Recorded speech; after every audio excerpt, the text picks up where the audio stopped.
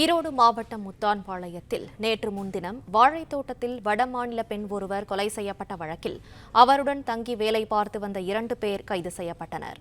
இதுகுறித்த மேலும் விவரங்களை செய்தியாளர் ரவி வழங்க கேட்கலாம். ரவி, வணக்கம். மேலும் விவரங்களை சொல்லுங்க. வணக்கம்.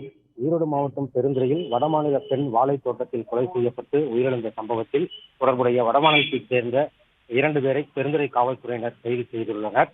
ஈரோடு மாவட்டம் பெருந்துறை மற்றும் அதனை சுற்றியுள்ள பகுதிகளில் உள்ள தொழிற்சாலைகளில் ஆயிரக்கணக்கான வடமாநிலத்தவர்கள் தங்கி வேலை செய்து வருகின்றனர். இந்த நிலையில் சென்னிமலை சாலையில் உள்ள நல்லமுத்தான் பாளையத்தில் இருக்கும் கோபாலகிருஷ்ணன் என்பவரின் சொந்தமான வாழை தோட்டத்தில் வடமாநில பெண் சிபானி தாஸ் மண்டல் என்பவர் மர்மமான முறையில் உயிரிழந்து கிடந்துள்ளார். தகவல் அறிந்து சம்பவ இடத்திற்கு வந்த பெருந்துறை காவல்துறையினர் அவரது பிரேதத்தை கைப்பற்றி விசாரணை மேற்கொண்டதில் நகை மற்றும் பணத்திற்காக வடமாநில பெண் கொலை செய்யப்பட்டது தெரிய வந்தது. இந்த கொலை சம்பவத்தில் தொடர்புடைய மண்டல் தனசத் காகி ஆகிய 2 பேரை பெருந்துறை காவல்துறையினர் தற்போது கைது செய்து விசாரணை மேற்கொண்டு வருகின்றனர்.